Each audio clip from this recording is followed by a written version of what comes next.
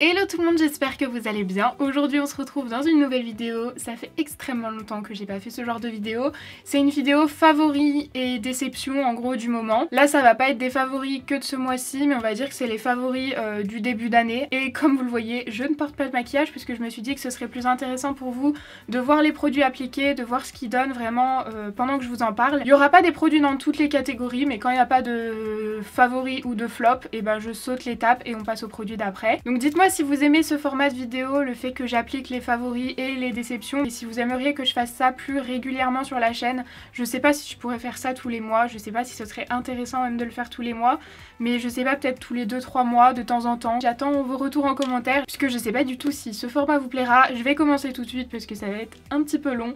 Vous m'aviez dit que les vidéos longues vous manquaient. Je l'ai pas encore filmé mais je sens que je vais parler. J'ai un gros bouton ici et ici j'avais les lèvres tellement gercées, puis quand j'ai les lèvres gercées, je passe dessus avec mes dents, du coup ça a fait ça. C'est comme une égratignure en fait.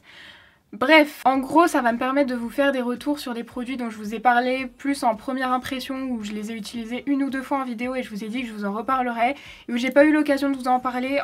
Ça me permet de vous faire un bilan et de vous donner mon avis sur ces produits. Là on va parler d'une base, je vous avais dit que j'avais eu un gros coup de cœur, et bien cette base se trouve toujours dans mes favoris. Je vais aussi vous parler du spray en même temps puisque je vous avais fait une vidéo sur ces deux produits, je vous mets la vidéo juste ici si vous l'avez pas vue. Donc c'est la base et le spray All Nighter, donc Face Primer ou alors All Nighter spray fixateur ultra mat. Alors la base, elle est pas forcément matifiante, elle est pas lissante du coup, mais elle fait super bien tenir le fond de teint. Si vous avez un problème de tenue de fond de teint, c'est la base que je vous conseille. Et ce spray fixateur, il est vraiment excellent pour les peaux grasses. Pour moi c'est le meilleur. Le Cover FX est bien aussi pour les peaux grasses, mais celui-ci je crois qu'il l'a détrôné. Il est vraiment excellent. De toute façon ça on en reparlera. Le combo des deux est top et c'est pour ça que je voulais en parler en même temps. Mais la base est excellente pour faire tenir le fond de teint. Je vais pas vous en reparler 150 000 fois de la texture, mais c'est très fluide. Si c'est pour lisser les pores, je vous la conseille pas parce qu'elle fait pas grand chose de ce côté là, mais c'est une base que vous appliquez sur tout le visage et elle fait vraiment hyper bien tenir le fond de teint. Je suis pas du tout déçue d'avoir acheté ces deux produits Urban Decay. Ensuite on passe à un flop niveau fond de teint. Alors c'est pas un flop monumental, c'est pour ça que je vais pouvoir l'appliquer. C'est juste que je suis un petit peu déçue au niveau de la tenue. Je vous avais dit que je vous en ferai un retour. C'est le fond de teint de Essence. Je vous en ai parlé dans ma vidéo crash test Essence où je teste plein de produits Essence.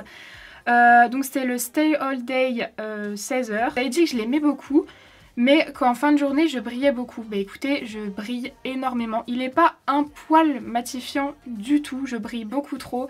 Et ce qui fait que sur des journées très longues, je brille tellement puisque j'ai une peau grasse. Le gras c'est ce qui permet de démaquiller aussi, donc forcément je brille tellement, j'ai la peau tellement grasse que si ma journée est trop longue, il tient pas, il va commencer à bouger. Par contre au niveau de l'application, du résultat, je le trouve hyper joli. Les 5 premières heures il est joli, donc je pense que pour une peau normale, peut-être mixte, pourquoi pas, mais pour une peau grasse c'est pas suffisant, en tout cas je trouve pas.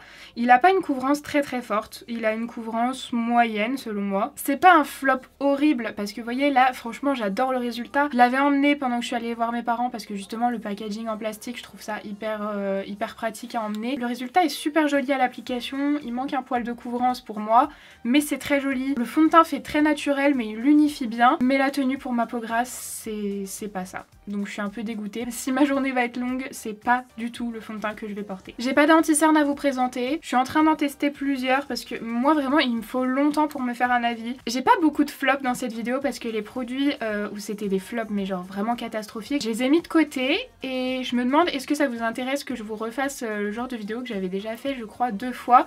Je me maquille uniquement avec les produits que j'aime pas, tous mes flops en fait, je fais un maquillage entier avec mes flops. Je les ai mis de côté mais je sais pas trop si ça vous intéresse que je refasse ce genre de vidéo, donc pareil dites-moi en commentaire. Donc c'est pour ça que là je vais pas vous présenter énormément de flops parce que j'en ai mis beaucoup de côté. Par contre au niveau poudre, je voulais vous reparler de la poudre Tarte, je vous avais dit que je vous ferais un retour. Alors c'est une poudre que j'aime beaucoup, donc c'est la poudre Shape Tape Setting Powder, poudre fixatrice. En fait ce que j'aime bien sur cette poudre, je l'emmène toujours avec moi quand je pars en week-end, c'est qu'on a un miroir, une houppette qui tient à l'intérieur et un tamis qui est mou. Donc ça c'est hyper appréciable. Ce que j'aime bien c'est qu'elle n'a pas de reflet flashback. C'est une poudre qui est pas blanche. Elle fixe bien le fond de teint. Juste ce que je lui reproche c'est qu'elle est pas hyper matifiante. Mais en même temps c'est pas ce qu'elle promet non plus. Donc je voulais vous en parler parce que si vous cherchez une poudre fixatrice sans reflet flashback. Elle est vraiment très très bien cette poudre. Mais si vous avez une peau extrêmement grasse, elle est pas révolutionnaire. Mais je pense que j'en ai bien utilisé la moitié là. En ce moment je l'utilise énormément, je trouve qu'elle fixe très bien, qu'elle est pratique. J'avais oublié que mon fond de teint n'était pas assez couvrant, donc je vais mettre un petit peu de correcteur. C'est l'anti-cerne In, c'est le seul qui a la couleur de ma peau en ce moment. Normalement on corrige avant de poudrer, hein. C'est juste que j'ai complètement zappé. Pour le contouring, un produit que j'ai beaucoup aimé ces derniers temps, c'est le contouring duo palette de chez Essence. C'est un produit contouring à tout petit prix mais qui est très très bien. Alors celui-ci je l'utilise pas, trop foncé pour moi. Je l'ai même pas tenté hein, l'highlighter, mais je vois que c'est trop foncé pour moi. Par contre le produit contouring est vraiment bien. Il est très pigmenté donc attention de pas trop en prendre.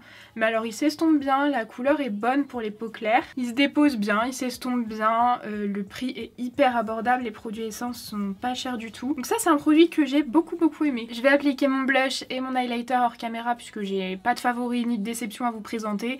Et on se retrouve après pour les sourcils. J'ai fait une super découverte pour les sourcils. Avant les sourcils j'avais oublié, mais évidemment le spray fixateur Urban Decay. On le secoue bien pour éviter d'avoir les gouttes blanches que j'avais au début. Et ce que j'aime aussi dans ce spray, c'est qu'il est assez diffus. Il fait pas des grosses gouttes, vous savez, des grosses gouttes qui vont couler. Le spray il est assez diffus, c'est quand même pas une brume, mais c'est un bon spray. Il y a pas mal de sprays que j'ai qui font des gros jets et c'est pas du tout agréable. Celui-là nickel, et c'est un spray que j'aime énormément mettre sur mon teint parce que j'ai pas besoin de le repoudrer. Il a vraiment cet effet mat que j'aime. Il fixe très bien, il a un fini mat. Prochaine étape, les sourcils. Et si vous me suivez pas sur Instagram, vous avez probablement pas vu passer. En fait j'ai reçu quelques produits de la marque Anastasia, dont le Brow Wiz. Vous savez que les crayons et moi c'est incompatible. Franchement j'y arrive jamais. En fait je cherche un crayon pour que ce soit plus rapide les jours où j'ai pas envie de les faire avec la pommade. Mais je galère tellement à les faire au crayon que c'est 3 fois plus long et 2 fois moins beau. Et ben ce crayon a changé mon avis sur les crayons. Donc le Brow Wiz, c'est absolument pas une nouveauté, j'arrive 15 ans après la guerre, mais qu'est-ce qu'il est bien. Donc d'un côté on a un petit goupillon et de l'autre on a un crayon, mais un crayon très fin. Alors j'en avais déjà testé un de ce type là chez Make Up Revolution que j'avais pas du tout aimé, mais ce crayon est juste une tuerie. Et du coup quand je vous en ai parlé sur Instagram, vous avez été plein à me dire que le dupe de ce crayon c'était celui-là. Du coup je suis allée l'acheter hier, c'est celui de chez NYX. Je peux pas vous en parler, hein, je l'ai encore pas testé donc ça on verra plus tard, mais ce crayon c'est le meilleur que j'ai jamais essayé. Je vous dis des fins comme ça, j'en avais déjà testé un de chez Make Up Revolution que j'ai pas aimé, un de chez Smashbox que j'avais aimé mais bon sans plus.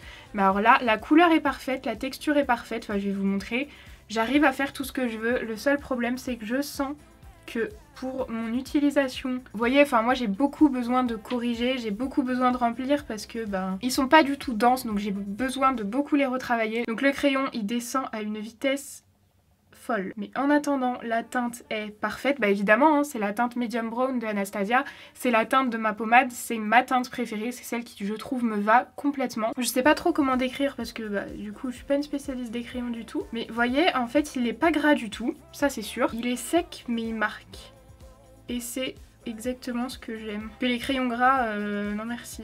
Ça fait un effet matière dans les sourcils que je déteste. Et donc voilà, en quelques... j'allais dire en quelques minutes, mais non, plutôt en quelques secondes, j'ai fini mon sourcil. Mais là, je l'utilise depuis quoi? Peut-être une semaine et demie, quelque chose comme ça. J'ai l'impression que j'en ai déjà utilisé genre un quart. Pour les palettes d'yeux, pas de flop, en tout cas pas que j'ai gardé. Vraiment les produits flop, je les ai plus. Alors j'ai deux palettes que j'ai énormément utilisées et que j'aime beaucoup. Le problème étant que une des deux est la palette Morphe, la 35i. Vous avez vu, j'ai fait pas mal de make-up avec. C'est la palette avec des tons pastels. Elle est super jolie cette palette. Sauf que j'arrive toujours pas à trouver une réponse claire sur la question de Morphe Cruelty Free. Alors oui, tous ceux qui m'ont dit Morphe et Cruelty Free, oui, ils le sont depuis longtemps. Mais en fait, depuis quelques temps, ils sont plus très clairs sur leur position, justement. Et en général, quand une marque n'est plus claire, c'est...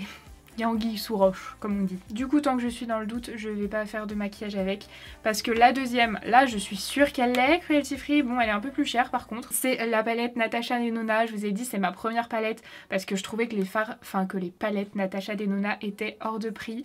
Celle-ci est beaucoup plus accessible. En plus, j'avais eu un code promo de moins 20% quand je l'ai acheté. Donc, en gros, elle m'est revenue, je crois, à 50 €, un truc comme ça. C'est des fards qui sont très pigmentés, qui s'estompent bien. Si vous avez jamais testé les palettes Natasha Denona, notamment pour une question de budget, sachez que celle-ci est moins chère et moi je pouvais pas m'empêcher de l'acheter. C'est vraiment les teintes que j'aime. Je vous ai déjà fait un maquillage avec, j'avais fait un smoky. Donc là je vais mettre le fard le plus clair. C'est pas un fard très clair donc je le mets pas trop en dessous du sourcil, je le mets un peu en dessous encore. Bon, j'ai déjà appliqué ma base, mais au niveau des bases, je suis en plein test aussi, donc je vous en parlerai plus tard. Je me souviens que pour le premier maquillage, j'avais utilisé des fards plutôt rouges, plutôt dans cette partie-là, donc je vais partir plus sur des teintes violettes pour essayer d'exploiter plus de fards. Je vais prendre le fard Trust, que je vais mettre en coin externe. Les fards sont hyper pigmentés, ils font pas trop de chute, et je l'applique aussi en coin interne. J'attends que les palettes Huda, elles sortent. J'ai trop hâte. Les palettes néon, là, je les trouve magnifiques. Je vais craquer, ça c'est obligé. Et je commence à estomper avec le même pinceau. Et dites-moi vos favoris et vos déceptions du moment en commentaire. Je vais prendre le fard Dream. C'est une autre texture, ça a pas l'air d'être un mat. Mais je vais quand même le mettre un petit peu en fard de transition pour apporter un petit peu de couleur. Je le place juste au-dessus du fard que je viens de mettre pour aider à estomper. Je fais la même chose au niveau du coin interne. Et je reviens estomper les bords avec mon premier pinceau où il y avait le fard beige, le plus clair. Avec un pinceau plat, je vais prendre le fard Pure Love, qui est magnifique. Je le tapote bien parce que celui-ci est très pigmenté et un peu poudreux. Mais alors, il est très très beau. C'est un rose avec des reflets un peu violets. Et du coup, je l'applique là où il y avait pas de fard. Je pense que vous le verrez et il y a de la chute. Je viens fondre les bords avec mon pinceau avec lequel j'avais appliqué le fard le plus foncé. Ensuite, je reprends le même fard, mais cette fois-ci, je mets un petit peu de spray fixateur dessus et je tapote juste au milieu. Et là, je vais prendre le fard Blind, qui est le fard argenté. Et au doigt, je vais en mettre un tout petit peu au centre aussi. Et avec un petit pinceau précis, je reprends le fard Blind que je vais mettre en coin interne.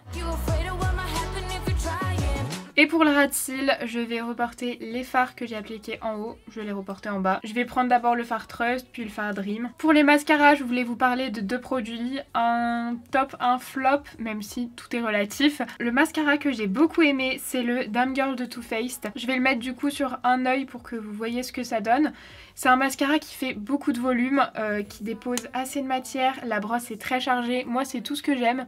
Franchement, le seul truc que je regrette, c'est que comme il est pas waterproof, bah du coup il tient pas vraiment la courbure, même il tient pas du tout la courbure. Que moi il y a que les mascaras waterproof qui font tenir la courbure du recourbe-cils.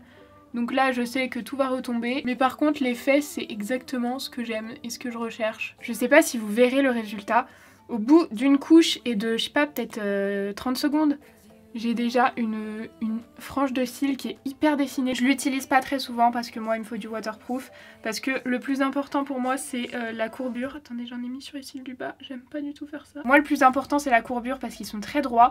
Si je mets juste du mascara, là j'ai pris l'œil qui a les cils les plus recourbés, mais là ils sont droits. Si je mets juste du mascara, si je suis de face, on voit limite que j'ai pas de cils. Alors que quand je les recourbe ça va beaucoup mieux. Si vous cherchez un effet naturel, dirigez-vous surtout pas vers celui-ci. Si vous aimez quand c'est chargé et que ça fait un effet fossile et que vous n'avez pas besoin de waterproof, testez celui-là, il est top. Et un mascara waterproof, donc celui-ci il avait tout pour me plaire. Mais je suis très mitigée, c'est le Lashes, comment il s'appelle, Lash Princess de Essence. Alors le résultat est beaucoup moins waouh que celui-ci, je vais vous montrer, je vais le mettre de l'autre côté. Il fait quand même des beaux cils. J'ai un résultat qui me plaît une fois que j'ai fini de l'appliquer. Mais c'est juste qu'il est moins fort que mon mascara Révolution. Moi c'est ma référence, mon mascara Révolution. Je vous l'ai dit, c'est mon mascara préféré parce qu'il fait tenir la courbure, mais un truc de fou. Mais par contre il se démaquille très mal et en fait celui-ci se démaquille beaucoup mieux. Vous voyez, si je me rapproche, ça a carrément bien maintenu les cils dans leur courbe, ça donne quand même pas mal de volume. J'aime bien le résultat en fait sur le moment, surtout que là j'ai mis qu'une seule couche, c'est vraiment pas mal du tout. Mais il est dans mes déceptions, c'est quand même pas un flop, mais il est dans mes déceptions parce que il tient pas vraiment la courbure, il tient pas la courbure jusqu'au soir en tout cas. Pareil, si vous vous en fichez parce que vous avez les cils recourbés, vous n'avez pas besoin de les maintenir au recourbe-cils, il est vraiment bien ce mascara, mais si comme moi vous cherchez quelque chose, juste quelque chose qui fige les cils et qui tienne la courbure toute la journée, c'est pas le meilleur. En fait il laisse cet aspect souple, je sais pas comment dire, aux cils. Quand vous les touchez, vous sentez que vous avez du mascara, mais c'est souple. Si je fais ça avec mon Make-up Revolution, qui est le mascara qui tient le mieux la courbure selon moi, je sens mes cils, c'est du carton, ils sont tout durs. Mais par contre, ils tiennent la courbure du moment où je vais me maquiller jusqu'au moment où je vais me démaquiller. Peu importe le moment où je vais me démaquiller, ils seront toujours hyper bien recourbés, hyper noirs, enfin ça aura pas bougé en fait. C'est une galère sans nom à démaquiller, mais pour moi il fait hyper bien son travail. Celui-ci est beaucoup plus simple à démaquiller, mais du coup au fur et à mesure de la journée, les cils reprennent leur forme naturelle quoi. Tout ça pour ça, voilà. Cette vidéo va durer une éternité je sens. Pour les rouges à lèvres, j'ai fait une super bonne découverte, c'est les rouges à lèvres de chez Golden Rose. Vous pouvez les trouver du coup chez Saga il me semble. J'ai pas eu le temps de toutes les porter, mais alors celles que j'ai portées j'ai adoré, sauf les rouges. J'ai essayé celui-ci, je pensais que ça allait être un rouge foncé et que du coup il allait pas faire trop les dents jaunes. Mais non, les rouges sur moi qui est pas les dents blanches, j'aime pas. Tous les nudes, je les aime énormément, ils tiennent très bien. Ils ont un fini mat, ils sont pas trop asséchants. Évidemment on est sur du liquide mat, c'est asséchant mais pas trop. Je vais vous faire les swatchs de toutes les teintes pour que vous puissiez voir. Là je sais pas, j'hésite entre la teinte 5 et la teinte 1. Je vais plutôt mettre la teinte 1, je crois que je l'ai jamais mise. J'espère que ça va pas être trop clair. Voilà pour le make-up et puis je vous ai présenté tous mes favoris et mes déceptions du moment. J'attends vos retours pour savoir si ça vous a plu, si vous voulez que j'en refasse. Et j'attends aussi que vous me dites en commentaire vos favoris et vos déceptions de ce début d'année. N'hésitez pas à me dire tout ça et puis du coup moi je vous fais de très gros bisous et puis je vous dis à mercredi. Bye.